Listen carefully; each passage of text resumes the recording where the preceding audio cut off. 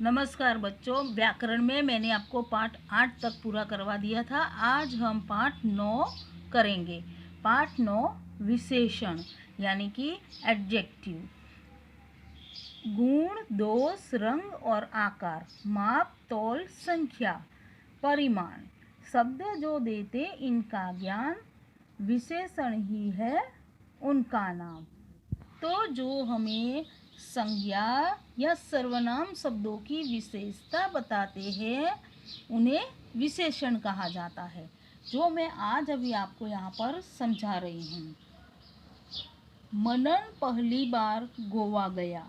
वहाँ का विशाल समुद्र, सफ़ेद रेत, बड़े बड़े होटल और हजारों पर्यटक देखकर वह दंग रह गया। तो बच्चों यहाँ पर आप देख सकते हैं रंगीन छपे अक्षर है विशाल। विशाल समुद्र, तो समुद्र कैसा है? विशाल है। तो यह समुद्र की विशेषता बताता हुआ शब्द है विशाल, तो इसे विशेषण कहते हैं। अब यहाँ पर आप देख सकते हैं सफ़ेद, सफ़ेद रेत, रेत कैसी है? सफ़ेद है। तो यह रेत की विशेषता बताता हुआ शब्द है जिसे विशेषण कहा जाता है। बड़े बड़े होटल, होटल कैसे हैं? तो बड़े बड़े। यह जो शब्द है इसे विशेषण कहते हैं क्योंकि यह होटल की विशेषता बताता हुआ शब्द है।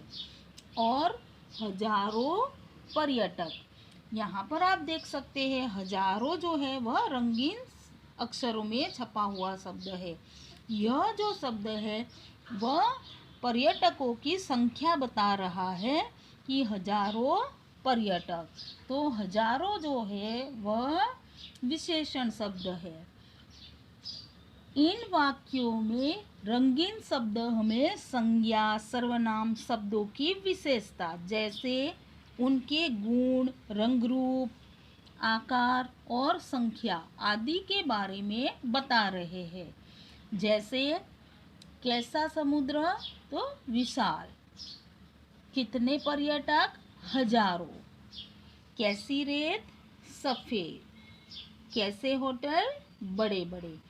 तो यहाँ पर आप देख सकते हैं कि यह संज्ञा और सर्वनाम शब्दों की जो विशेषता बताता हुआ जो शब्द होता है उसे विशेषण कहते हैं।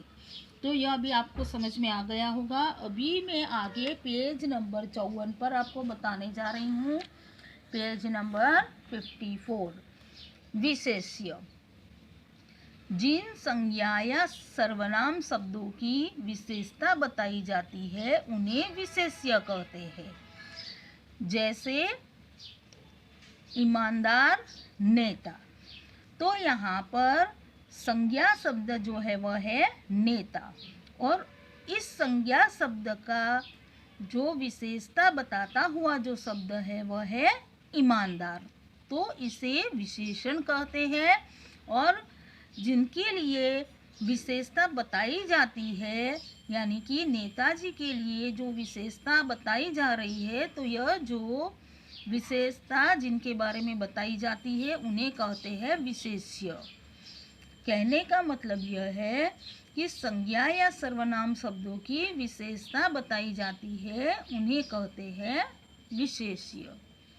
अब यहाँ पर आप देख सकते हैं लाल पतंग, तो यहाँ पर संज्ञा शब्द है पतंग, इसे विशेष्य कहते हैं। और इसके बारे में जो विशेषता बताई गई है लाल, तो यह जो विशेषता बताता हुआ जो शब्द है उसे कहते हैं विशेषण। और जिनके बारे में विशेषता बताई गई होती है उसे कहते हैं विशेष्य। तो अभी आपको यह समझ में आ गया होगा कि विशेष्य किसे कहते हैं और विशेषण किसे कहते हैं। अभी मैं आपको आगे यहाँ बता रही हूँ विशेषण के भेद। विशेषण के 4 भेद हैं। 1 गुणवाचक विशेषण, 2 संख्यावाचक विशेषण, 3 परिमाणवाचक विशेषण, 4 सार्वनामिक विशेषण। तो बच्चों इस तरह से विशेषण के चार भेद होते हैं। सबसे पहले हम देखेंगे गुणवाचक विशेषण।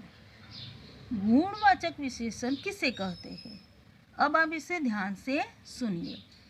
वे विशेषण शब्द जो संज्ञा या सर्वनाम शब्दों के रूप, रंग, आकार, गुण, दोष तथा अवस्था आदि बताते हैं, उन्हें गुणवाचक विशेषण कहते हैं। जैसे यहाँ पर आप देख सकते हैं, आसमान में काले बादल छाए हैं। दूसरा वाक्य है, छोटा बच्चा रो रहा है। इन वाक्यों में काले और छोटा शब्द गुणवाचक विशेषण है, क्योंकि वह संज्ञा या सर्वनाम की जो विशेषता बताता है। यहाँ पर आप देख सकते हैं संज्ञा शब्द है बादल और यहाँ पर संज्ञा शब्द है बच्चा, तो उसकी जो विशेषता बताता हुआ जो शब्द है वह है काले और छोटा। तो यह जो दो शब्द है काले और छोटा, इसे गुणवाचक विशेषण कहते हैं। गुणवाचक विशेषण के कुछ उदाहरण: मोटा, लंबा, सुंदर, मेहनती, डरपोक, गोल, लाल, काला, स्वस्थ, बूढ़ा, जवान आदि। तो यहाँ पर यह जो सारे शब्द दिए गए हैं, यह सारे गुणवाचक विशेषण के उदाहरण है, यानी कि एग्जाम्पल है। अभी हम आगे देखते हैं संख्यावाचक विशेषण। जिन विशेषण शब्दों से संज्ञा या सर्वनाम की संख्या या गिनती का बोध होता है, उन्हें संख्यावाचक विशेषण कहते हैं। तो बच्चों, संख्यावाचक विशेषण का अर्थ होता है कि जिन विशेषण शब्दों से संज्ञा या सर्वनाम की संख्या या गिनती का बोध होता है, उसे संख्यावाचक विशेषण कहते हैं। अभी मैं आपको यहाँ पर उसका उदाहरण बता रही हूँ। Page number 55। मेज पर 4 पुस्तकें रखी है। आप यहाँ पर इस चित्र में देख सकते हैं, मेज पर 4 पुस्तकें रखी है। तो यहाँ पर जो पुस्तकें है वह संज्ञा शब्द है, उसकी विशेषता बताता हुआ शब्द है 4। तो इसे कहते हैं संख्यावाचक विशेषण, क्योंकि यह जो है संज्ञा जो है पुस्तक, उसकी संख्या बता रहे हैं कि वह कितनी है, तो वह है 4। अब यहाँ पर आप दूसरा उदाहरण देख सकते हैं। कुछ छात्र पढ़ रहे हैं। तो यहाँ पर छात्र के बारे में जो विशेषता बताता हुआ शब्द है वह है कुछ। तो यह जो कुछ है उसे संख्यावाचक विशेषण कहते हैं। तो बच्चों, अभी आपको यह समझ में आ गया होगा कि संख्यावाचक विशेषण किसे कहते हैं। संख्यावाचक विशेषण यानी कि जिन विशेषण शब्दों से संज्ञा या सर्वनाम की संख्या या गिनती का बोध होता है, उसे संख्यावाचक विशेषण कहते हैं। संख्यावाचक विशेषण के कुछ उदाहरण: जिन प्राणियों या वस्तुओं को हम गिन सकते हैं, वे सभी संख्यावाचक विशेषण में आते हैं। जैसे 10 लड़के, 1 दर्जन केले, कुछ लोग, 1 हाथी, कई पेड़ आदि। तो कहने का अर्थ यह है कि जिन प्राणियों या वस्तुओं की हम गिनती कर सकते हैं, वे सभी संख्यावाचक विशेषण में आते हैं। तो बच्चों, आगे मैं आपको यहाँ पर तीसरा भेद है जिसके बारे में बताने जा रही हूँ। परिमाणवाचक विशेषण। संज्ञा या सर्वनाम शब्दों का परिमाण या माप तोल बताने वाले शब्दों को परिमाणवाचक विशेषण कहते हैं। जैसे कहने का मतलब है कि संज्ञा या सर्वनाम शब्दों का परिमाण या मापतोल जो बताते हैं उन्हें परिमाणवाचक विशेषण कहते हैं। जैसे यहाँ पर मैं आपको उसका उदाहरण बता रही हूँ। मुझे 2 मीटर कपड़ा चाहिए। तो यहाँ पर आप देख सकते हैं कि कपड़े का माप बताया गया है 2 मीटर। तो इसे कहते हैं परिमाणवाचक विशेषण। तो 2 मीटर जो है वह परिमाणवाचक विशेषण शब्द है। अब यहाँ पर आप देख सकते हैं 1 लीटर दूध दे दो। 1 लीटर यह दूध का मापतोल बता रहे हैं। तो यह जो है 1 लीटर उसे परिमाणवाचक विशेषण कहते हैं। इन वाक्यों में 2 मीटर और 1 लीटर परिमाणवाचक विशेषण है, क्योंकि यह जो 2 शब्द है वह हमें मापतोल बता रहे हैं। जिनका परिमाण या मापतोल बताया जाता है उसे परिमाणवाचक विशेषण कहते हैं। परिमाणवाचक विशेषण के कुछ उदाहरण: वे वस्तुएं या पदार्थ जिन्हें गिना नहीं जा सकता बल्कि मापा या तोला जाता है, परिमाणवाचक विशेषण के अंतर्गत आते हैं।